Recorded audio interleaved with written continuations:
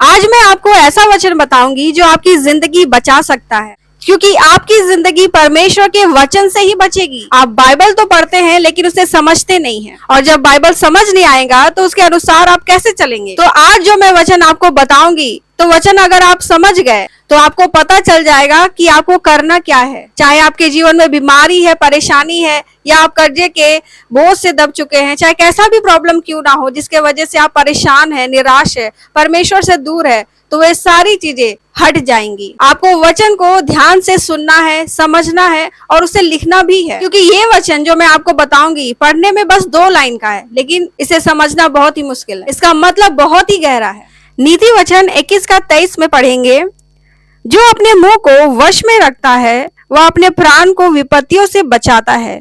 आमीन। अगर आप अपने मुंह को कंट्रोल में रखेंगे तो आप अपने जीवन में विपत्तियों से बच सकते हैं। अब मैं आपको उदाहरण से बताती हूँ।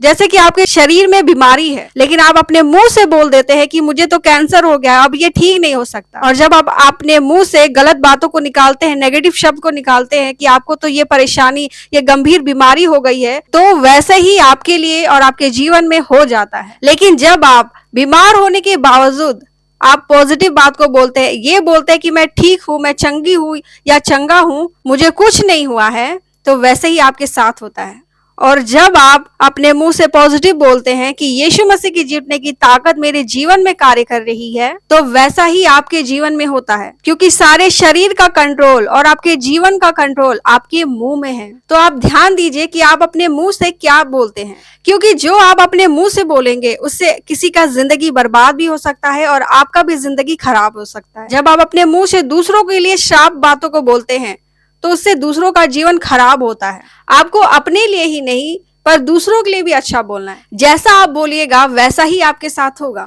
तो आपने इस सच्चाई को जान लिया है, तो इसे अपने जीवन में लागू करें। इस वचन के द्वारा आप मेरे पीछे पीछे अंगीकार करें, मेरा मुंह परमेश्वर के वश में है,